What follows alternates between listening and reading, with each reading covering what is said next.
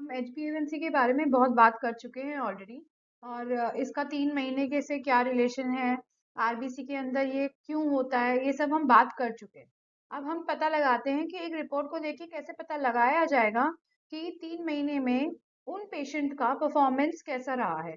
हो सकता है पेशेंट को दवाइयाँ चल रही हों, हो सकता है कि पेशेंट अभी अभी डायग्नोज हुए हों। तो एक डॉक्टर को एक रफ आइडिया कैसे लगता है, आज ही हम आप तक पहुंचाएंगे। किस तरीके से हम बात करेंगे इसमें हम याद रखेंगे रूल ऑफ 35। रूल ऑफ 35 आपको याद रखना है और रूल ऑफ 6 आपको याद रखना है। बस अगर आपको ये चीजें दोनों चीजें याद हो जाती हैं, then you do not need to do anything. Just remember rule of 35, rule of 6। अब शुरुआत करेंगे HbA1c की वैल्यू से, जो कि 6.0 है। तो इसका एवरेज ब्लड शुगर हो गया 135 मिलीग्राम पर DL। अब मैंने यहाँ पे रूल लिखा है 35 और यहाँ मैं बोल रही हूँ 135। नो, एक्चुअली अब हर HbA1c को बढ़ाते हुए हम 35 इसमें ऐड करते जाएंगे तो शुगर की वैल्यू आती जाएगी।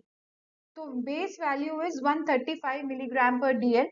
क्योंकि रैंडम ब्लड शुगर को अगर हम देखें या पीपी को देखें तो लेस देन 140 को हम मानते हैं। तो हमने एक बेसलाइन वैल्यू ली 135 और एक नॉर्मल बॉर्डर लाइन HbA1c लिया जो कि है 6।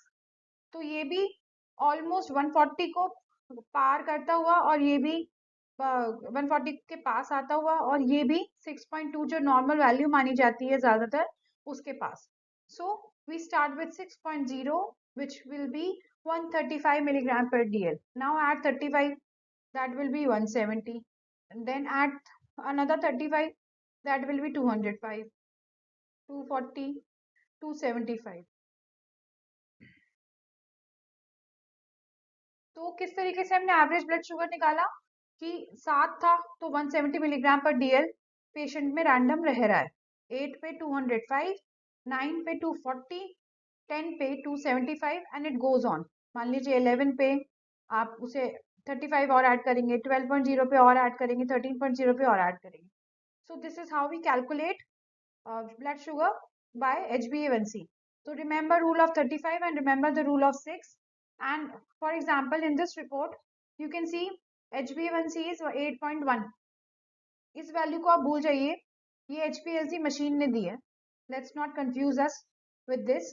So 8.1 अगर हम यहाँ देखें तो it should be around 205. So this is average random blood sugar at any point of time in during the whole day. And this is fasting 144.3। तो रैंडम ब्लड शुगर डेफिनेटली 144.3 से ऊपर रहेगा।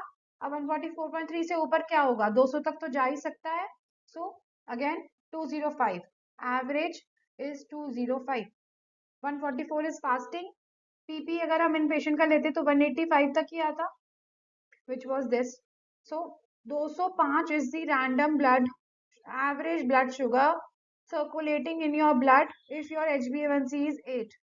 240 के around if your HbA1c is 9.